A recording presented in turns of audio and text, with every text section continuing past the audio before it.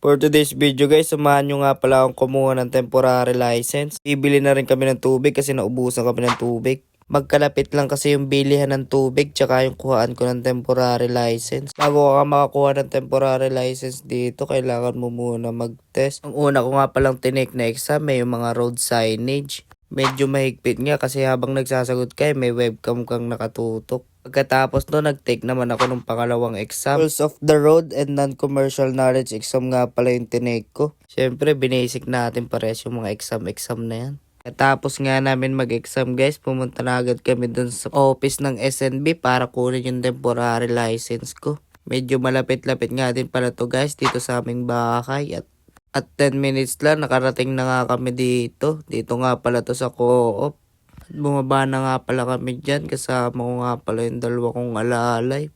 Nilagay na nila sa cart yung dala-dala nilang lalagyan ng kanilang tubig. Yun guys, papasok na nga pala kami dyan sa loob. Pagkapasok namin dyan, diretso agad muna kami dito sa SNB. Kumuha ng number. Number 21 nga pala guys na nakuha nating number. Medyo malayo-layo pa. Kaya nagpasya kaming magsalin muna ng tubig. Self-service nga pala yung pagsasali ng tubig dito guys. Gigi po, patingin-tingin pa oh. Tapos mapuno guys, may takip nga pala dito sa may tabihan. Nang bahalang kumuha at magtakip. Yan, gigil na gigil pa nga yung ating taga-igib. Lagay na nga niya sa may waga niyang kusyo. Rekta na kami sa counter para magbayad. Tapos nun guys, babalik ako sa SNB para magpa-eye test. Tingnan kung kaya ko ba magmaneho. A few moments later. Tapos yan, approve guys. Meron tayo temporary driver's license. Process na nga lang pala nila yung card. Tapos rekta uwi kami dyan guys kasi malapit na mag-solar eclipse. Abangan namin doon sa labas ng bahay namin. Yan guys, tamang biyahe na kami dyan, pauwi. Medyo alangan na kasi sa oras kasi malapit na mag-solar eclipse dito. Total eclipse pa naman yung kita dito sa New Brunswick. Saka first time ko din makakita ng ganong total eclipse. Tapos yan, malapit na nga pala kami sa bahay. Ang dami ng taong nag-aabang sa daan. Kanya-kanya silang labas ng bangko guys para makita yung total eclipse mamaya. Medyo delikado nga pala to sa mata kaya hindi ako masyado nakakatitig. Tapos yun, tamang abang kami dito. Tamang palamig oh. Tapos nun, padami na nga pala ng padaming tao dito. Ganda kasi ng view dito, kitang-kita mo. Siyempre, naglabas na tayo ng upuan dyan guys para hindi tayo maagawan ng pwesto. Nagsuot na nga pala ako ng sage dyan guys para hindi masyadong nakakasilaw. At para at least may protection sa sun rays.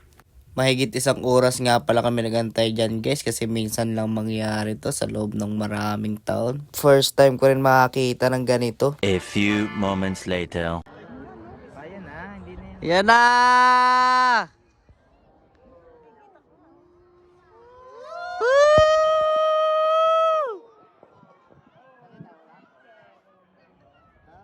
Wow!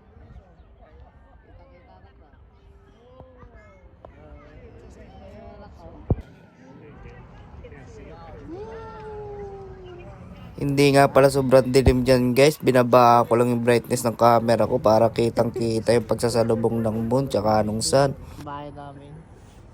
Wala na, hindi na makita sa density. Oo, bigla dilim no. Funny, the street lights on the bridge didn't go on yet. Yeah. See, they're still off. Oh? They don't work. Kita pa rin na. Biglang dilim no. Kita kaya yan sa New Jersey? Kita yan no? Kita. Basta north ba yung New Jersey? Nag-ulap pa.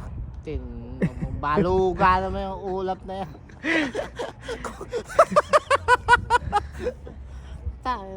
Ulap. Nagkukera naman na dyan na saka naman umulap. Tangin ng ulap, siyasabi ko na eh. Ayun oh, nagbabaga. Kita ko nagbabaga oh. Alisin ko, gusto mo? Pagkatapos nung guys, kasama ang palad, bigla namang umulap dito. Pero okay lang, sulit pa rin yung paghihintay guys. Kahit matagal yung paghihintay, sulit na sulit kasi ang ganda ng kinalabasan. Pagkatapos nung guys, rekta na ako sa loob, bukas na lang uli. Peace!